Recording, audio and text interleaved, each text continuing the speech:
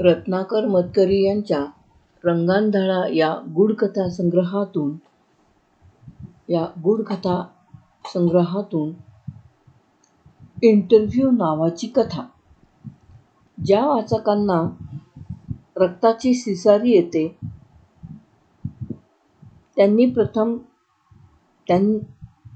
त्यांना आम्ही प्रथमच आश्वासन देऊन ठेवतो की या कथेत रक्ताचा एक थेंब देखील सांडलेला नाही. कथा अत्यंत साधी आहे. तिच्यात तुटलेली मुंडकी नाहीत की रक्ताच्या थारोळ्यात पडलेले देह नाहीत. किंबहुना कथेचा विषय देखील तुमच्या आमच्या दैनंदिन जगातला, ज्यामध्ये भयाचा लवलेशही नाही असा आहे. नोकरीसाठी दिलेला इंटरव्ह्यू. एकदम साधा सरळ रोखठोक विषय. बिन रक्ताचा शाकाहारी. कथानक कुणी जगन्नाथ नावाचा तरुण. विवाहित. म्हणजे प्रेमभीमाचे लफडे नाही. बायको शालिनी. दोघांचेही एकमेकांवर गाढ प्रेम. म्हणजे प्रेमाचा त्रिकोण बिकोण देखील नाही. जगन्नाथ चांगला सेकंड क्लास ग्रॅज्युएट आहे, पण त्याला नोकरी मिळत नाही. तशी त्याला एक नोकरी होती, पण ती रिट्रेंचमेंटमध्ये सुटली. त्यामुळे वयाची अट सगळीकडे आड येते. बायको शाळेत शिक्षिका आहे. तिच्या एकटीच्या पगारावर आज कसेबसे निपते आहे. जगन्नाथची नोकरीची खटपट चालूच आहे, पण अजून काही जमत नाही. आणि एके दिवशी अचानक त्याला एक पत्र येते. इकडे एक वेकन्सी आहे. ताबडतोब इंटरव्ह्यू द्यायला हवा. पत्र मिळताक्षणी निघून ये. पत्राखाली वेलबुट्टीदार सही होती. वाचणे अवघड गेले. प्रयत्नांती लागली. विमल दशरथ. पत्ता धरमपूरचा होता. दशरथ मंडळी जगन्नाथच्या लांबच्या नात्यातली होती. म्हणजे विमलचे यजमान त्याचे कुणीतरी दूरचे मामा लागत होते. 2-3 वर्षापूर्वीच ते वारले. पण घरची श्रीमंती बरीच होती. सगळ्या धरमपूरमध्ये त्यांचे धागेदोरे होते. मूलबाळ काही नव्हते आणि सबंध इस्टेटीची मालकीण आता विमलच होती. अर्थात हे सारे जगन्नाथ नुसते ऐकून होता. प्रत्यक्षात मात्र गेल्या काही वर्षात त्याची दशरथ कुटुंबाशी भेटगाठ देखील नव्हती. म्हणूनच विमलचे पत्र पाहून त्याला आश्चर्य वाटले.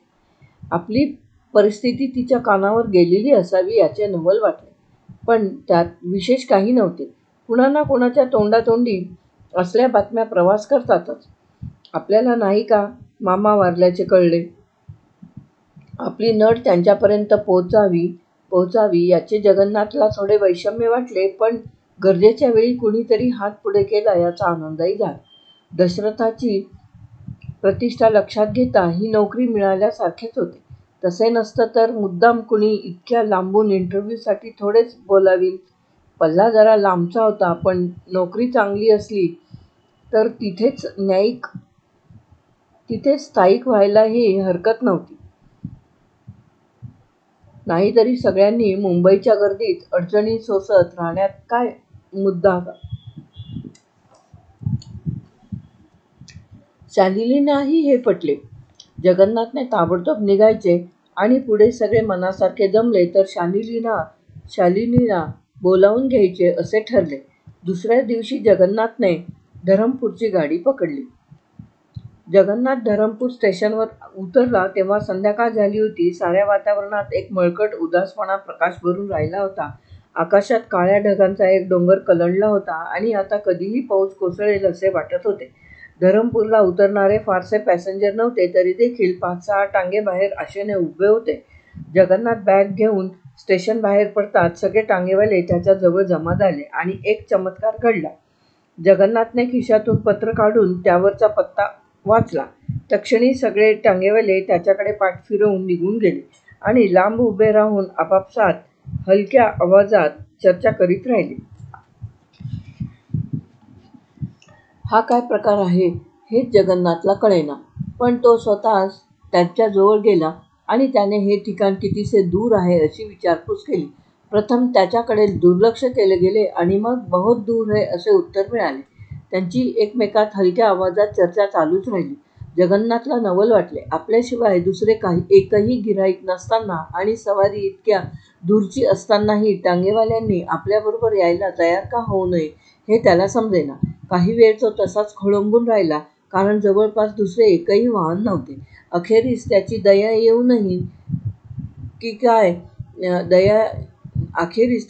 येऊनच की काय, त्यांच्यातला एक दांडगटसा तरुण टांगेवाला त्याच्या जवळ आला आणि म्हणाला, चलो जाएंगे लेकिन.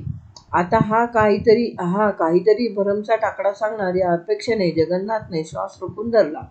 पण टांगेवाल्याचा लेकिन दुसराच होता. तो जगन्नाथला दशरथांच्या बंगल्याच्या दारात सोडायला तयार नव्हता. थोडे अंतर अलीकडेच उतरून पुढे 2-3 मिनिटे चालावे लागणार होते. असे का, असे जगन्नाथने विचारताच जानवर जाता नहीं असे उत्तर मिळाले. जगन्नाथने फारसा वाद घातला नाही, कारण दुसरा कोणी टांगेवाला यायलाच तयार नव्हता. तो मुकाट्याने टांग्यात जाऊन बसला. मात्र टांगेवाल्यांच्या वागणुकीचे आणि त्या विचित्र अटीचे त्याला पुन्हा पुन्हा आश्चर्य वाटत राहिले. आता चांगलाच काळोख पडला होता. दशरथांचा बंगला गावाबाहेर होता आणि गाव सोडल्यानंतर वाटेने दोन्ही बाजूंना जंगल होते. दूर कुठेतरी एखाद्या खोपट्यातला दिवा मिणमिणताना दिसे तेवढाच. जंगलात कोल्हेकुई सुरू झाली होती. आजवर शहरात राहिलेल्या जगन्नाथला तर ती ऐकून बेचैनच व्हायला लागले. पण टांगेवाल्यानेही टांग्याचा वेग वाढवला. जसे काही शक्य तेवढ्या लवकर सवारी सोडून त्याला परत गाव गाठायची घाई झाली होती. रस्ता तसा खराब नव्हता, पण काळोख आणि वाढती कोल्हेकुई यामुळे मन उगाच धास्तावल्यासारखे झाले होते. आणि एकाएकी कोल्हेकुई थांबली. सगळीकडे शांत झाले. बारीक पाऊस टांग्याच्या छपरावर वाजू लागला. पावसामुळेच कोल्हेकुई थांबली होती, पण त्या आवाजाची देखील सोबत नाहीशी झाल्यामुळे सारे काही अधिकच निर्जन वाटू लागले. त्यातून टांगेवालाही गुम्म बसून राहिला होता. तोंडातून चकार शब्द न काढता त्याने सारे लक्ष टांग्याच्या वेगावर केंद्रित केले होते. वो रहा दशरथ मॅन्शन, तो एकदम ओरडला. जगन्नाथने बाहेर डोके काढून पाहिले. डोंगर उतारावर एक काळाकुन्न वाडा एकटाच उभा होता. एकच छोटासा दिवा जळत असल्यामुळे तो अधिक भयाण वाटत होता. बाहेर पडताना डोके भिजल्यामुळे जगन्नाथला पावसाची जाणीव झाली. या पावसात बंगल्यापर्यंत चालत जायचे म्हणजे चिंब भिजायला होणार होते, पण त्याशिवाय इलाज नव्हता, कारण टांगा आधीच थांबला होता. त्याने फाटकापर्यंत पोहोचण्यासाठी टांगेवाल्याला विनवले. टांगेवाला काहीच बोलला नाही. त्याने घोड्याला चाबूक मारला. घोडा जेमतेम 4 पावले चालला आणि मोठ्याने खिंकाळून मागच्या पायांवर उभा राहिला. देखा, टांगेवाल्याने शांतपणे विचारले आणि घोड्याला आणखी एक फटका मारला, पण घोडा इंचभरही पुढे सरकला नाही. घोड्याला कशाची तरी भीती वाटत होती. ते जनावर कशाला तरी बुजत होते, पण कशाला? जगन्नाथ हबकून गेला आणि अधिक काहीच न बोलता त्याने पैसे दिले आणि तो पावसातून चालू लागला. टांगा वळला आणि वेगात गावाच्या दिशेने परतला. घोड्याच्या टापा अस्पष्ट होत ऐकू येईनाशा झाल्या. तशी जगन्नाथला अधिकच एकटे वाटू लागले. दशरथ मॅन्सन एक प्रचंड दगडी वाडा होता. एखाद्या जुनाट किल्ल्यासारखा त्याच्या मांडणीचा थाट होता. सारे काही ओबडधोबड आणि रुंद. कुठे कसली कलाकुसर नाही की रेखीवपणा नाही. अर्थात हे नुसते जगन्नाथला जाणवलेले नाही, तर काळोखात तो वाडा नीटसा दिसतच कुठे होता. वाड्याच्या मागे एक पहाड चढत गेला होता, पण आजूबाजूला एकही घर नव्हते की खोपट नव्हते. आसपासची जागा मोकळी, नुसतीच मोकळी होती. एक झाडसुद्धा तिथे वाढलेले नव्हते. सारे जसे काही एखाद्या मसणवटीसारखे निश्चित मृत पडले होते. जिवंतपणाची, टवटवीतपणाची एकही खूण तिथे नव्हती. एकाएकी पाऊस थांबला आणि कोल्हेकुई परत सुरू झाली. पायथ्याशी पोचेपर्यंत जगन्नाथ नुसता थिजून गेला होता. मघा लांबपर्यंत दिसलेला प्रकाश आता कुठेतरी लावलेल्या दिव्याचा होता, पण ओटा अंधारातच होता. त्या अंधारात कुई खळखळ अशा तालात काहीतरी हलत होते. पांढरेशुभ्र लुगडे नेसलेली एक बाई अधांतरी बसलेली पाहून जगन्नाथ दचकला. बाई पुढे मागे झुलत होती. खळखळ कुई असा आवाज एका तालात होत होता. काळोखाला डोळे सरावताच जगन्नाथच्या लक्षात आले की ती झोपाळ्यावर बसून झोके घेत आहे. कोण? जगन्नाथ का? ये, मी वाटच बघत होते तुझी, ती बसल्या जागेवरूनच म्हणाली. तिचा आवाज गोड होता. जगन्नाथने ओळखले, हीच विमल. जगन्नाथ पायऱ्या चढून वर गेला. एकदम त्याच्या ध्यानात आले की दारात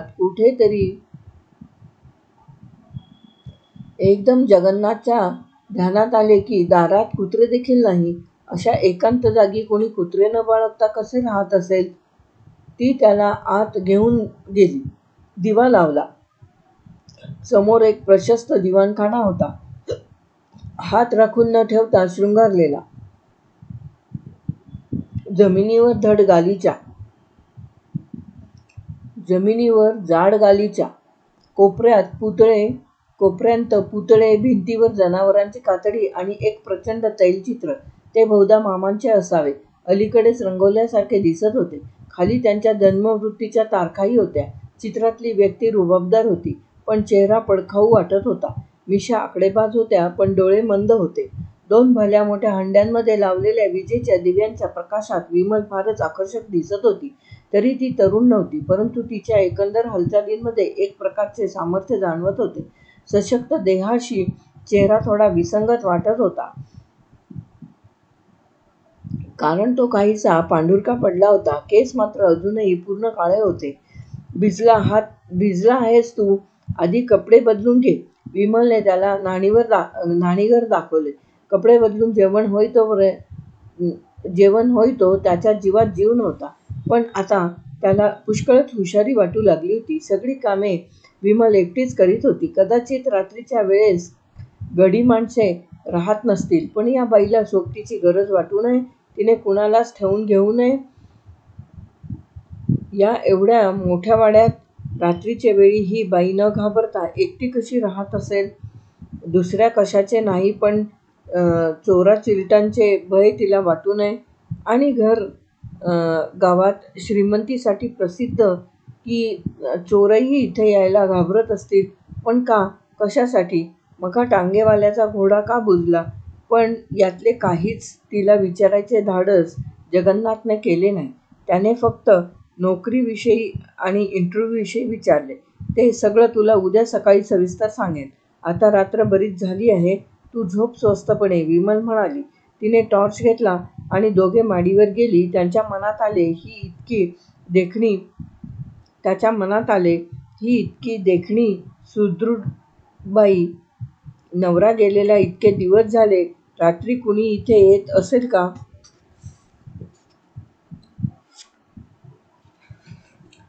पण हे असले वेडेवाकडे विचार त्याने ताबडतोब मनातून घालवून लावले. झोपायची खोली देखील खालच्या दिवाणखान्यासारखीच प्रशस्त होती. खोलीतला प्रचंड बिछाना सुसज्ज होता. अगदी पांघरूण सुद्धा पायथ्याशी घडी करून ठेवलेले होते. जगन्नाथला थोडे आश्चर्य वाटले, पण त्याच वेळी जीव सुखावलाही. दिवसभराच्या प्रवासाने अंग इतके आंबून गेले होते की केव्हा एकदा बिछाण्यावर पडतो असे झाले होते. विमलने जणू त्याच्या मनातले जाणले.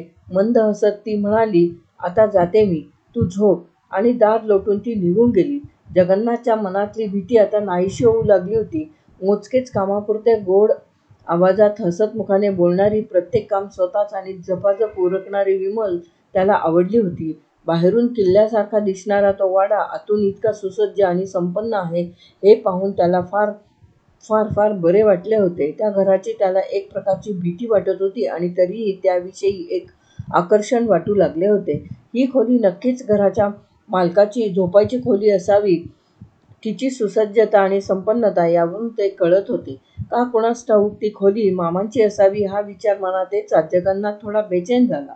त्याने दिवा मालवला आणि अंथरुणावर अंग टाकले. पडल्या पडल्या खिडकीतून त्याला बाहेरचे मोकळे पठार दिसत होते. त्याला चांदण्याचा राखाडी रंग चढला होता. ऐसपैस पसरलेल्या निव्वळ मोकळ्या जागेखेरीज दुसरे काहीच समोर नव्हते. कसली हालचालही नव्हती, कसला आवाज नव्हता, घाबरण्यासारखे काहीही नव्हते. तरीही तो उठला आणि त्याने खोलीचा दरवाजा आतून बंद करून घेतला. बाहेरच्या मोकळ्या पठाराकडे पाहता पाहता त्याला अलगद झोप लागून गेली. मध्यरात्री त्याला अचानक जाग आली, ती कसल्या तरी खल्ल आवाजाने. काय झाले हे त्याला क्षणभर समजेना. अंधारातच त्याने खोलीभर नजर फिरवली आणि अचानक त्याची नजर समोर गेली, खोलीच्या दरवाजाकडे. एक गोष्ट लक्षात येऊन त्याच्या छातीत धस्स झाले. खळ्ळ आवाज झाला होता तो दरवाजाच्या कडीचा. त्याने पक्की लावलेली कडी आपोआप निघाली होती आणि दार सावकाश उघडू लागले होते. जागच्या जागी खिळल्यासारखा जगन्नाथ ते दृश्य पाहत राहिला. होता होता दार संपूर्ण उघडले. दारात एक जख्ख म्हातारा उभा होता. बोडका, लांबुडक्या डोक्याला तुळतुळीत टक्कल पडलेले, चेहरा सुरकुत्यांनी मढलेला, गालाची हाडे वर आलेली आणि अस्थिपंजर शरीर. डोळे मात्र निखाऱ्यासारखे चमकत होते. नजर जगन्नाथवर रोखलेली होती. नकळत भयाने जगन्नाथ मागे सरकला. त्याने उशी गच्च धरून ठेवली. म्हातारा दरवाजातून आत आला. सावकाश एक एक पाऊल टाकीत पुढे येऊ लागला. जगन्नाथने किंकाळी मारली तर ती ओठातून बाहेर फुटलीच नाही. म्हातारा थांबला. त्याने जगन्नाथला उठून उभे राहण्याची खूण केली. जगन्नाथ यांत्रिकपणे उठून उभा राहिला. मनाविरुद्ध त्या बोडक्या म्हाताऱ्याने त्याला आपल्याबरोबर चलण्याची खूण केली. जगन्नाथ चालू लागला. खरे तर त्याला जायचे नव्हते, पण स्वतःच्या इच्छाशक्तीवर जणू त्याचा ताबाच राहिलेला नव्हता. म्हातारा खोलीच्या बाहेर पडला. त्याच्या मागून जगन्नाथ चालत होता. काय होते आहे हे त्याला समजत होते. काहीतरी विलक्षण प्रकार घडत होता, ज्याची त्याला अत्यंत भीती वाटत होती. सर्व शक्ती एकवटून तिथून पळून जावे असे वाटत होते, पण मनाचे सांगणे पाय मानीत नव्हते. ते त्या म्हाताऱ्याच्या मागून चालतच होते. एखाद्या तांत्रिक बाहुलीप्रमाणे. मन देखील तसेच बधीर होते तर फार चांगले झाले असते, पण ते पूर्ण जागे झाले होते. एकूणेक गोष्टी टिपीत होते, त्यामुळे भीतीने जीवाचा थरकाप होत होता. उदाहरणार्थ तो म्हातारा. सारे अंग सुरकुतलेले. वय 90च्या आसपास सहज असेल, पण तरी देखील तो बिलकुल वाकला नव्हता. चालण्यातही जोर होता. हे कसे शक्य आहे? झालेच तर त्याच्याजवळ दिवा नव्हता, पण त्या काळोखातही तो बिलकुल न अडखळता न ठेचाळता चालत होता. खरे तर जगन्नाथला स्वतःचेही आश्चर्य वाटायला हवे होते, कारण तो स्वतः देखील त्या अनोळखी घरात एखाद्या सराईतासारखा चालत होता. कुठे चालले होते ते? कुठल्या तरी पायऱ्या उतरत होते. दगडी पायऱ्या. त्या पायऱ्यांचा थंड स्पर्श उघड्या पावलांना असह्य होत होता, पण तरीही जगन्नाथ उतरतच होता. पायऱ्यांमागून पायऱ्या, पायऱ्यांमागून पायऱ्या. जगन्नाथ मध्येच क्षणभर थांबला. त्याबरोबर तो म्हाताराही थांबला. बहुधा जगन्नाथच्या पावलांचा आवाज बंद झाल्यामुळे. अचानक एक गोष्ट जगन्नाथच्या लक्षात आली. पायऱ्यांवर त्या म्हाताऱ्याच्या पावलांचा आवाज ऐकू येत नाही. म्हाताऱ्याने पुन्हा खूण केली. जगन्नाथ चालू लागला. पायऱ्या, आणखी पायऱ्या. कुठल्या सप्त पातळात ते जात होते कुणास ठाऊक. अखेरीस एकदाच्या त्या पायऱ्या संपल्या, पण त्यांचे चालणे संपले नव्हतेच. दगडी फरशीवरून ते आणखी थोडा वेळ चालत राहिले. एकदम जगन्नाथाच्या लक्षात आले की आपण एका लांबच लांब दिवाणखान्यात येऊन पोहोचलो आहोत. दिवाणखाना अरुंद होता आणि इतका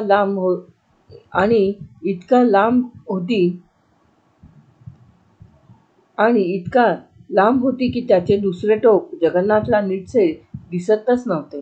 दिवाणखाना अगदी रिकामा होता. जमिनीवर गालिचा नव्हता, नुसती दगडी फरशी. भिंती देखील अगदी रिकाम्या. तुरुंगाच्या भिंती सारख्या ओक्याबोक्या, दगडी. त्यांवर कुठलेही चित्र नाही की पडदा नाही.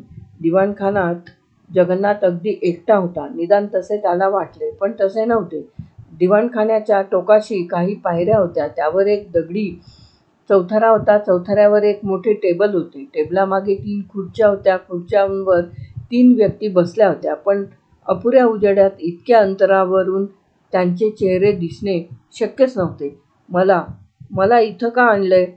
महत्प्रयासानं जगन्नाथला आपला आवाज सापडला. तू ज्या खोलीत झोपलास तिथे झोपलेला प्रत्येकजण इथे येतो. दूरवरून शब्द ऐकू आले. खुर्च्यांवर बसलेल्या त्या तिघांपैकीच कुणीतरी बोलत होते, पण त्याचा आवाज प्रत्यक्षात दुरून येत होता. जवळूनच ते शब्द कानात घुमत होते. त्याचा आवाज प्रत्यक्षात दुरून येत नव्हता. जवळूनच ते शब्द कानात घुमत होते. मनाला जाणवत होते, त्या खोलीतल्या वातावरणानं तुला खेचून इथवर आणलं. आताच एक गोष्ट जगन्नाथच्या लक्षात आली. तो इथे येऊन पोचला त्या क्षणापासून तो बोडका म्हातारा नाहीसा झाला होता. तो बिछाना झपाटलेला आहे, ती खोली झपाटलेली आहे, हा वाडा झपाटलेला आहे, आम्हीच तो झपाटला आहे. शब्द आले. तुम्ही कोण आहात? जगन्नाथ विचारून गेला. आम्ही अमृत आहोत. काही जण जिवंतपणी मेल्यासारखे असतात. आम्ही मेल्यानंतरही जिवंत राहतो. जिवंत व्यक्तींमधून चैतन्य शोषून घेऊन, जीवन शोषून घेऊन मग ती माणसं मरतात. सावकाश, पळापळानं मरतात. तू देखील असाच मरशील आजपासून. त्या बिछान्यात झोपलेले तुझे मामा असेच मेले. मला मरायचं नाही. नाही. जीवाच्या आकांताने जगन्नाथ किंचाळला. तरी तो आवाज जेमतेम बाहेर फुटला. एवढेच. मरायचं नाही? ते शक्यच नाही. का? तू अगोदरच मेला आहेस. त्या बिछान्यात झोपलास तेव्हाच. आता मेलेलं असूनही जिवंत राहण्याचा एकच मार्ग आहे. कुठला? तुझ्याऐवजी तू दुसऱ्या कुणाला तरी बळी द्यायचंस. मग तू आमच्यातला होशील. मृत असून जिवंत राहशील. अमृत होशील. आमच्याकडे एकच जागा रिकामी आहे. आम्ही तुला आमच्यात घ्यायला तयार आहोत. कबूल? बळी द्यायचं? दुसऱ्या कुणाला तरी? नाही. असली भयंकर गोष्ट मी करणार नाही. जगन्नाथ पळत सुटला. खुर्च्यांवर बसलेल्या मंडळींनी त्याला थांबवण्याचा प्रयत्न केला नाही. पण तो जेमतेम दारापर्यंत पोहोचू शकला. दारात विमल उभी होती. कुठं पळतोस वेड्या? ती हसत म्हणाली. इथून सुटका नाही. तुला झिजून पिचून मरायचंय का? माझ्या नवऱ्यासारखं, ती गोड आवाजात म्हणाली. त्यापेक्षा कुणाचा तरी बळी देऊन टाक. आपण मजेत राहू चिरंतन. आपल्याला मरणाची देखील भीती नाही. अरे, आपण आधीच मेलेलो आहोत. फक्त आपण जिवंत राहावं यासाठी नवनवीन माणसांना बोलावून घ्यायचं आणि त्यांचे बळी द्यायचे. एवढंच आपल्या हाती आहे. माणसं मात्र चांगली हवीत. तरुण, सुदृढ. नाहीतर आपल्याला पुरेसं चैतन्य कुठून मिळणार? आता जगन्नाथच्या डोक्यात प्रकाश पडला. यासाठी मामीने त्याला इतक्या लांबून बोलावून घेतले होते. मग बळी आणून देणार ना? त्या अटीवरच तुला आमच्यात सामील करून घेतलंय. चौथऱ्यावरील मधल्या खुर्चीत बसलेली व्यक्ती म्हणाली आणि पायऱ्या उतरून त्याच्याजवळ येऊ लागली. तो एक जाडजूड मांसल माणूस होता. गुबगुबीत गालांचा, जाडजूड मिशा ठेवलेला, अंगात काळाभोर सूट. हातातला कागद पुढे करून तो म्हणाला, हे करारपत्र. इथे सही कर. जगन्नाथ घुटमळला. कर सही. विमल गोड आवाजात म्हणाली. त्याच्या वाचून दुसरा उपायच नाही. थरथरत्या हातांनी जगन्नाथने आपले नाव लिहिले. मात्र सगळीकडे एकदम काळोख झाला. जगन्नाथ दचकून जागा झाला जेव्हा आपण मामांच्या बिछान्यातच असल्याचे त्याला आढळले. जगन्नाथ दचकून जागा झाला तेव्हा आपण मामांच्या बिछान्यातच असल्याचे त्याला आढळले. काय भयंकर स्वप्न! त्याने घाम टिपला. अजून उजाडले नव्हते. उरलेली रात्र त्याने कुशीत पालटत घालवली. पहाटे पहाटे त्याला झोप लागली. तो जागा झाला तेव्हा दिवस चांगलाच वर आला होता. त्याला रात्रीच्या त्या भयंकर स्वप्नाची आठवण झाली. दिवसाच्या उजेडात त्याची भयानकता थोडी कमी झाली होती. जगन्नाथ खाली उतरून आला. न्हाणीघरात गेला. तोंड वगैरे धुवून बाहेर आला. वाड्यात कुणाचीही चाहूल नव्हती. गडी माणसे तर नव्हतीच, पण विमलचाही पत्ता नव्हता. तो दिवाणखान्यात आला. अस्वस्थपणे इकडे तिकडे बघू लागला. आता कुठे शोधायचे हिला? अजून आपल्याला या घरातल्या खोल्यासुद्धा. इतक्यात त्याचे लक्ष समोरच्या छोट्या चंदनी स्टूलाकडे गेले. त्यावर एक दुधाचा ग्लास झाकून ठेवलेला होता. शेजारीच बशीमध्ये फळे होती. स्टूलावरच एक चिठ्ठी होती. जगन्नाथने ती उघडली. बाजारात जाऊन येते. सोबतच्या पत्त्यावर 11 वाजता इंटरव्ह्यूला जाऊन ये. विमल. सोबत एक व्हिजिटिंग कार्ड होते. त्यावर नाव होते अमृत लॅबोरेटरीज धरमपूर. बरोबर आणलेले ठेवणीतले कपडे चढवून जगन्नाथ कार्डावरच्या पत्त्यावर गेला. लॅबोरेटरी दुसरीकडे असावी हे फक्त मॅनेजरचे ऑफिस होते.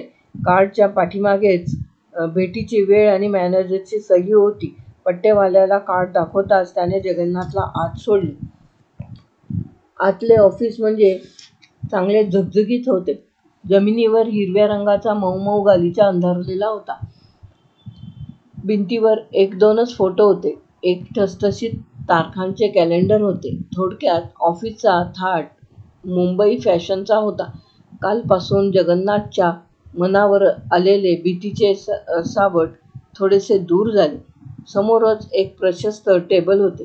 त्यामागे 3 खुर्च्या ठेवलेल्या होत्या. तिन्ही खुर्च्यांना सिंहासनासारखी रुंद शोभिवंत पाठ होती आणि लाल मऊ गादी होती. तिनातल्या 2 खुर्च्यांवर 2 मध्यमवयीन गृहस्थ बसले होते. त्यांनी जगन्नाथला समोरच्या खुर्चीवर बसायला सांगितले. जगन्नाथ बसला. खुर्च्यांमागे सोनेरी रंगाचा नक्षीदार पडदा या भिंतीपासून त्या भिंतीपर्यंत लावलेला होता. त्याचे निरीक्षण करीत दोघेही गृहस्थ त्याच्याशी अत्यंत मृदू आवाजात प्रेमळपणे बोलत होते. जगन्नाथची नेमणूक पक्कीच असावी, कारण त्यांनी फार अडवाअडवीचे प्रश्न न विचारता इकडच्या तिकडच्या गप्पा सुरू केल्या.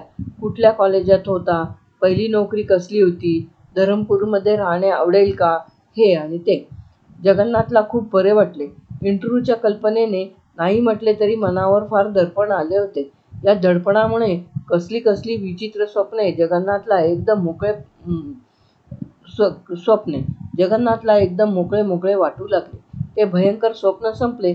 ती भयानक रात्र संपली. आता आपण दशरथांच्या वाड्यावर नाही राहिले तरी चालेल. इंटरव्ह्यू नीट पार पाडला. आता या नोकरीचे नक्की जमेल. इतक्या दिवसांची काळजी संपेल. सध्या कुठेतरी हॉटेलात राहू. मग जागा मिळाली की शालिनीला बोलावून घेऊ. इंटरव्ह्यू बहुतेक आटपत आला होता. एवढ्यात पाठीमागचा पडदा बाजूला झाला आणि 3रे गृहस्थ आत आले. आमच्याकडे एकच जागा रिकामी आहे, पण तुम्हाला आमच्यात घ्यायला आम्हाला आवडेल.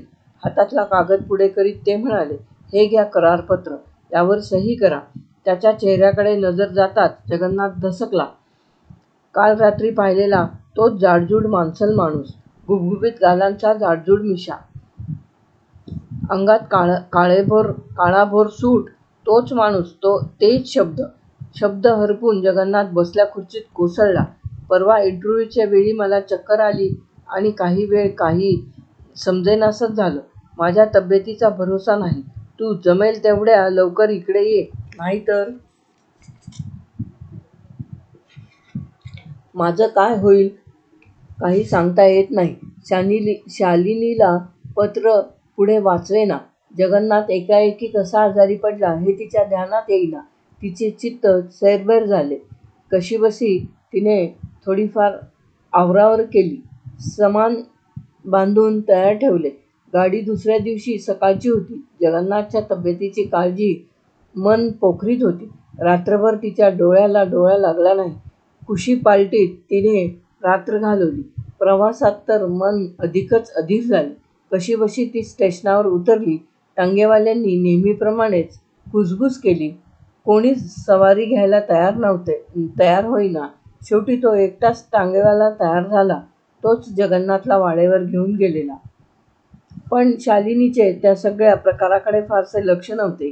गेल्यानंतर जगन्नाथ कुठल्या अवस्थेत भेटतो इकडेच तिचे डोळे लागून राहिले होते. विमल दारातच भेटली, झोपाळ्यावर बसलेली. मी जगन्नाथची बायको. शालिनी म्हणाली, हे बरे आहेत ना. काहीच न बोलता विमल तिला वरती घेऊन गेली. मामांच्या झोपायच्या खोलीत बिछाणावर जगन्नाथ पडला होता. शालिनी त्याच्या अंगावर कोसळली. जगन्नाथने डोळे उघडले.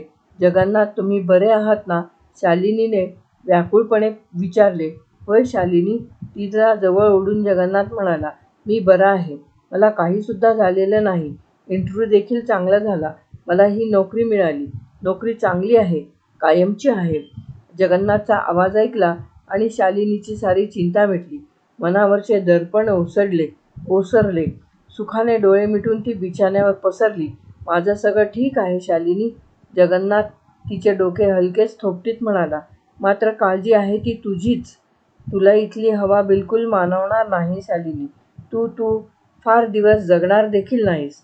त्याच्या घशात आवंढा दाटून आला.